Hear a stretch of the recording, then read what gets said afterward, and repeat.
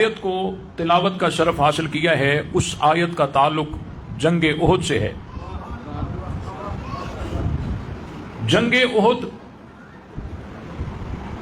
کو بیان کر کے دشمن ایک اعتراض کرتا ہے، اور وہ اعتراض یہ کرتا ہے کہ صحابہ کرام معاذ اللہ جنگ سے بھاگ گئے تھے اور بزدل تھے۔ گزشتہ دنوں میں ایک کمینہ صفت آدمی جس نے اس اعتراض کو اٹھایا اور پورے ملک میں اس کے خلاف ایک ہنگامہ بھی ہوا، شاید وہ آپ کے یہاں قریب کا آدمی ہو، تو میں یہ ارادہ کرتا ہوں کہ جنگ احد پر ہونے والے اعتراض کو رد کروں۔ بالخصوص حضرت عثمان غنی رضی اللہ تعالیٰ عنہ پر اعتراض کیا جاتا ہے کہ معاذ اللہ وہ جنگ سے بھاگ گئے تھے اور بزدل تھے، معاذ اللہ۔ یہ جب اعتراض کیا جاتا ہے تو ہمارے علماء کی طرف سے اجمالی طور پر ایک جواب دیا جاتا ہے۔ وہ جواب یہ دیا جاتا ہے کہ جنگ احد میں جس سے بھی جو کچھ صادر ہوا، اللہ تعالیٰ نے قرآن مجید میں فرمایا وَلَقَدْ عَفَا عَنْكُمْ، اللہ نے تمہیں معاف کر دیا، صحابہ کو بتایا۔ اور پھر اللہ تعالیٰ نے اسی صفحے پر آخر میں فرمایا وَلَقَدْ عَفَا اللَّهُ عَنْهُمْ، اللہ نے دوسروں کو بھی بتایا کہ میں نے صحابہ کو معاف کر دیا۔ خود صحابہ کو بھی بتایا کہ تمہیں معاف کر دیا، دوسروں کو بھی بتایا کہ صحابہ کو اللہ نے معاف کر دیا۔ فاعف عنہم واستغفر لہم، اور حضور کو بھی حکم دیا کہ آپ بھی انہیں معاف کر دیں۔ خود صحابہ کو بتایا تمہیں معاف کر دیا، دوسروں کو بتایا کہ صحابہ کو معاف کر دیا، حضور کو حکم دیا کہ انہیں معاف کر دیں۔ جب اتنی دلجوئی کی گئی، اللہ نے معاف کر دیا، معاملہ صاف کر دیا، کسی کو اب بکواس کرنے کی ضرورت نہیں۔ اجمالی طور پر ہمارے علماء کی طرف سے یہ جواب دیا جاتا ہے، لیکن اس کی تفصیل تھوڑی ذہن میں ہونی چاہیے۔ جنگ احد جب ہو رہی تھی،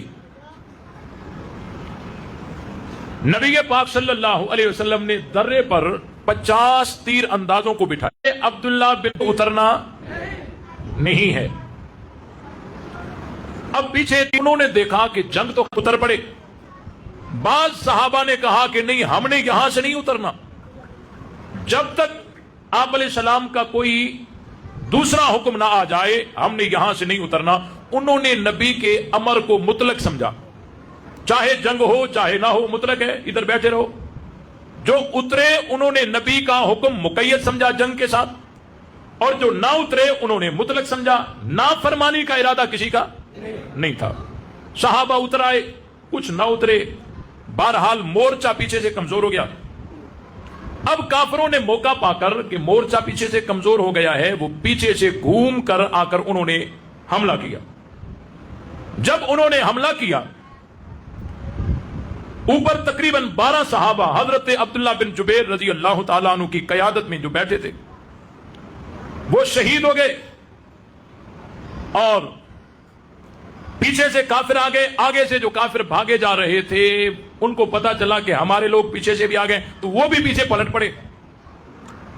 اب صحابہ کرام آگے درمیان میں، آگے سے بھی کافر، پیچھے سے گھمسان کی جنگ شروع ہو گئی۔ اس صورتحال میں جس صحابی کا ذہن جو کام کر رہا تھا وہ صحابی وہی عمل کر رہا تھا، ہر کسی کا اپنا اپنا ذہن تھا۔ صحابہ میں سے ایک ذہن یہ تھا، صحابہ میں سے ایک ذہن یہ تھا کہ حضور علیہ السلام شہید ہو گئے، بہت سارے صحابہ شہید ہو گئے، ہماری صفیں ٹوٹ گئیں، اب ہم نے بچ کر کیا کرنا ہے، یہیں لڑنا ہے، مرنا ہے، شہید ہونا ہے۔ جب حضور نہ رہے تو ہماری زندگی کا کیا فائدہ، یہاں ڈٹ کر لڑیں گے، مریں گے، شہید ہوں گے، ادھر ہی ہوں۔ ایک ذہن صحابہ کا یہ تھا۔ دوسرا ذہن صحابہ کا یہ تھا کہ نبی پاک صلی اللہ علیہ وسلم شہید ہو چکے ہیں، ہمارے بہت سارے ساتھی شہید ہو چکے ہیں، صفیں ہماری ٹوٹ چکی ہیں، اب چاروں طرف سے کافر ہی کافر ہیں. اب انہی کے درمیان میں مرنے سے بہتر یہ ہے کہ جا تو ویسے بھی رہے ہیں, کچھ کفر کا نقصان کر کے جائیں, کچھ کفر کا نقصان کر کے جائیں. ہم تو ویسے جائیں گے, ان کا کچھ نقصان کر کے جائیں. یہ پہاڑی ہے, اس پہاڑی پہ میں چڑھ جاتا ہوں تو میں اوپر ہو جاؤں گا, ہمارے ساتھیوں میں سے بھی جو پھنسا ہوا ہوگا وہ بھی مجھے دیکھ کر اوپر آ جائے گا. ہم اوپر ہو جائیں گے اور کافر نیچے ہوں گے, پھر ہماری طرف جو بڑھے گا ہم ان کے اوپر حملہ کریں گے. تو شہید تو ہم نے ہونا ہی ہونا ہے, لیکن اس طریقے سے کافروں کا کچھ نقصان کر کے جائیں گے. وہ پہاڑی پہ چڑھ گیا. ان دونوں ذہنوں میں سے کوئی ذہن بزدل ہے؟ بولو, کوئی ذہن بزدل ہے؟ لیکن ایک تیسرا ذہن ہے. وہ تیسرا ذہن یہ ہے کہ آپ علیہ السلام شہید ہو گئے, صحابہ اکرام شہید ہو گئے, صفیں ہماری ٹوٹ گئیں. اب اگر ہم یہیں رہیں گے تو یہ کافر ہمیں شہید کر دیں گے, پھر بھی فاتح کافر ہی بنے گا.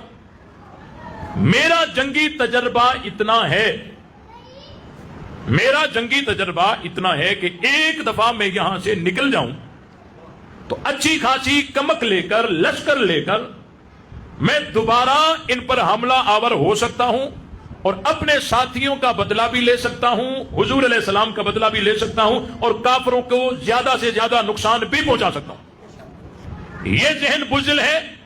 بولو. پہلا ذہن حضرت علی کا ہے, دوسرا ذہن حضرت عمر کا ہے, اور تیسرا ذہن حضرت عثمان کا ہے رضی اللہ تعالی عنہم اجمعین.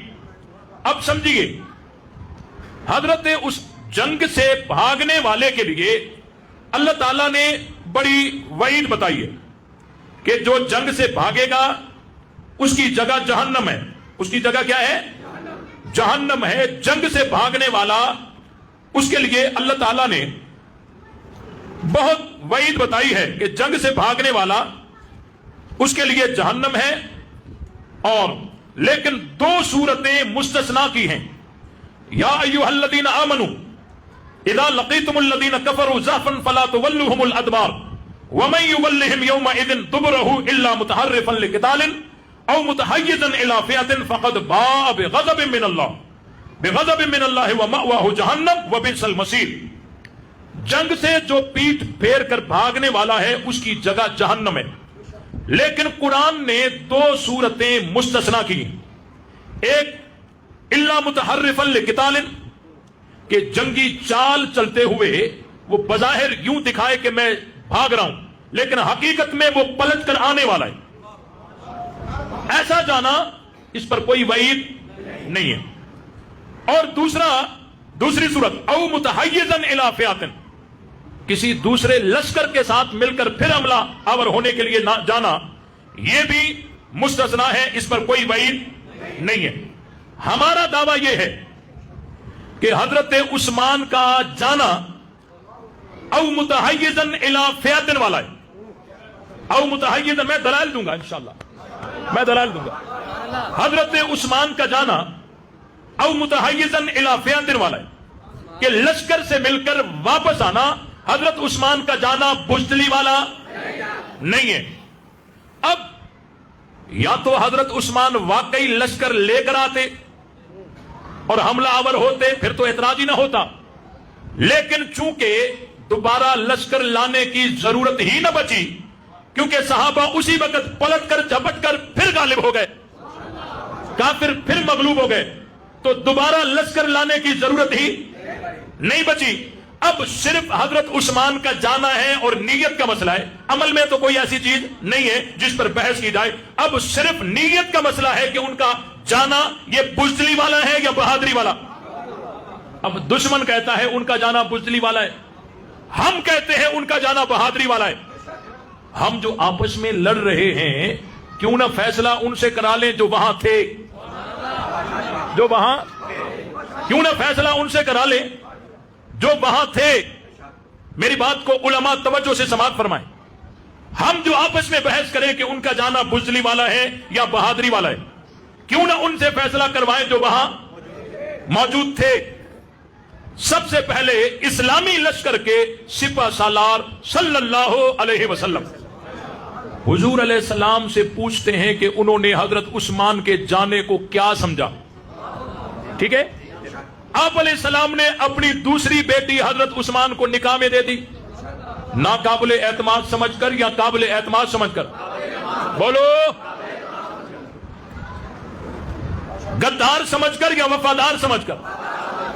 بزدل سمجھ کر یا بہادر سمجھ کر؟ اور حضور نے فرمایا میری 40 بیٹیاں ہوتی, یہ کہ بات دیگرے میں عثمان کو نکاح میں دیتا جاتا, ناقابل اعتماد سمجھ کر یا قابل اعتماد سمجھ کر؟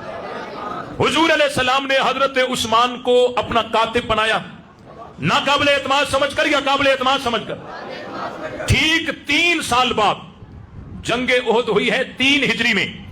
6 ہجری میں آپ علیہ السلام حضرت عثمان کو اپنا خصوصی قاصد بنا رہے ہیں, بھیج رہے ہیں, ناقابل اعتماد سمجھ کر یا قابل اعتماد سمجھ کر؟ بزدل سمجھ کر یا بہادر سمجھ کر؟ اور پھر حضرت عثمان کی شہادت کی خبر پہنچی تو آپ علیہ السلام تمام صحابہ کو جمع کر کے بیعت لے رہے ہیں, عثمان کے لیے سب کو میدان میں ابھار رہے ہیں. حضرت عثمان کو ناقابل اعتماد سمجھ کر یا قابل اعتماد سمجھ کر؟ بزدل سمجھ کر یا بہادر سمجھ کر؟ تو اللہ کے نبی نے حضرت عثمان کو بزدل سمجھا یا بہادر؟ ایک بات. اب آئیے ہم ان سے پوچھتے ہیں جو شرکائے احد ہیں. شرکائے احد کون ہیں؟ بولو, صحابہ ہیں نا. صحابہ سے پوچھتے ہیں انہوں نے حضرت عثمان کو کیا سمجھا, تو ان صحابہ نے ہی تو بیعت کر کے حضرت عثمان کو امیر المومنین بنایا. امیر المومنین ناقابل اعتماد سمجھ کر بنایا یا قابل اعتماد سمجھ کر؟ کہ گھر کا محاصرہ ہوا 35 ہجری کو, جنگ احد ہے 3 ہجری کو, درمیان میں 32 سال کا طویل عرصہ.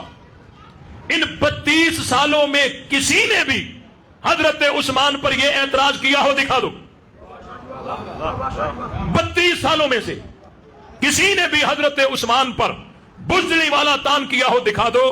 سب سے پہلے اعتراض 35 ہجری میں ہوا, اور کرنے والے سبائی باغی خلافت اسلامیہ کے دشمن ہیں.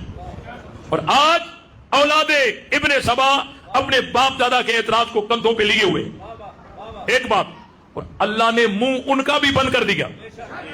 اللہ نے منہ ان کا بھی بند کر دیا ہے کہ جب حضرت عثمان کے گھر کا محاصرہ ہوا اس وقت حضرت عثمان کے پاس جان بچانے کے 4 آپشن موجود تھے.